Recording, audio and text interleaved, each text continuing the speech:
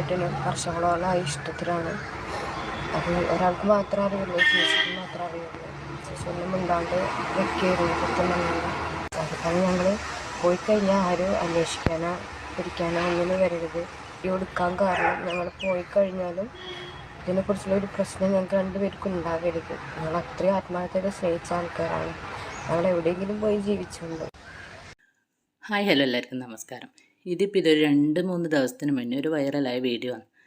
പിന്നെ ആ ചേച്ചീൻ്റെ ഭർത്താവിൻ്റെ കൂടെ അഞ്ചത്തി ഒളിച്ചോടിയൊരു വീഡിയോ. ചേച്ചീൻ്റെ ഭർത്താവാകട്ടെ 2 മക്കളെയും ഭാര്യനെ ഉപേക്ഷിച്ചിട്ട് പോയതാണ്. ഇയാൾ കല്യാണം കഴിക്കുമ്പം ഈ കുട്ടിക്ക് വെറും 4 വയസ്സ് മാത്രം. അന്ന് ഇന്നേ എടുത്ത് പോറ്റി വളർത്തിയത് ഇപ്പം അയാളെ ഭാര്യയായിട്ട് ഒളിച്ചോടി പോകേണ്ടി വന്ന ഒരു ഗതികെട്ട 2 ജന്മങ്ങളായത്. അപ്പം അന്നത്തെ ആ വീഡിയോ ഞാൻ ഒന്നുകൂടി ഇതിൽ പ്ലേ ചെയ്തിട്ടുണ്ട്. പക്ഷെ ഇപ്പോൾ പറയുന്നത് കേട്ട് ഇവളെ ഉപേക്ഷിച്ചിട്ട് പോയി. പിന്നെ ഇനി ഇവൾ മുസ്ലിമായിട്ട് മതം മാറാനാണ് പോകുന്നതെന്നാണ് പറയുന്നിട്ടെ. നമ്മളെ എന്താ പറയുക, ആ മുസ്ലിം മതവും കൂടെ ഇനി വൃത്തികേടാക്കാൻ വേണ്ടി വരുന്നതാന്ന് തോന്നുന്നുണ്ട്. അപ്പം ഇതിൻ്റെ ഒരു വോയിസ് ക്ലിപ്പ് ഞാൻ ഇപ്പം നിങ്ങളെ കേൾപ്പിച്ചു തരാം. ബാക്കി എന്നിട്ട് പറയാം.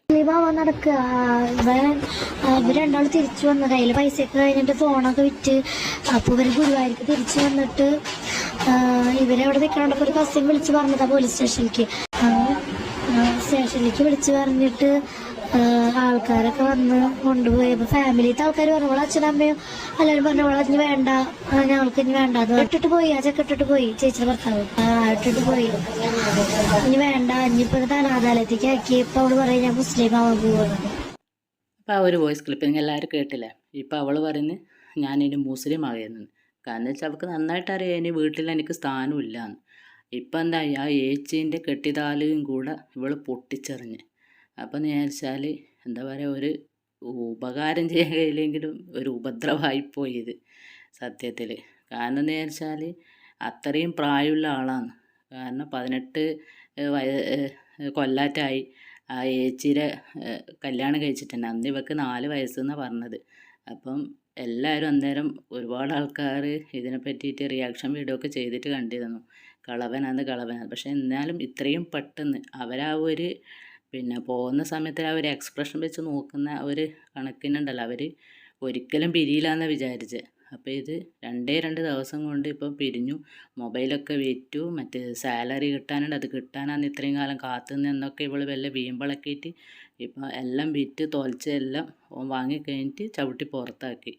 ഇവനിക്ക് എന്താ പറയുക, ഇതാണോ തൊഴിലെന്നറിയില്ല. കാരണം കുറേ കാലം ഏച്ചിയുടെ കൂടെ കിടന്നുറങ്ങി. എന്നിട്ട് ഏച്ചിയുടെ കൂടെ കിടന്നുറങ്ങുന്ന സമയത്ത് അനിയത്തിനെ നോട്ടുവിട്ട് എൻ്റെ അനിയത്തി പിന്നെ ഇവനുമായിട്ട് പ്രേമത്തിലായി. എന്നിട്ട് രണ്ടാളും കൂടെ ഒളിച്ചോടി കുറേ എന്താ പറയുക ന്യായീകരണ പ്രസംഗമെല്ലാം ഇളക്കിനി. നമ്മളെപ്പറ്റി അന്വേഷിച്ച് വരണ്ട, നമ്മളെ ആരും ഇനി ഇങ്ങനെ ആക്കണ്ട, നമ്മൾ ഒരുപാട് വർഷമായിട്ട് എല്ലാം നിങ്ങൾ കേട്ടതല്ലേ ഈ വീഡിയോ.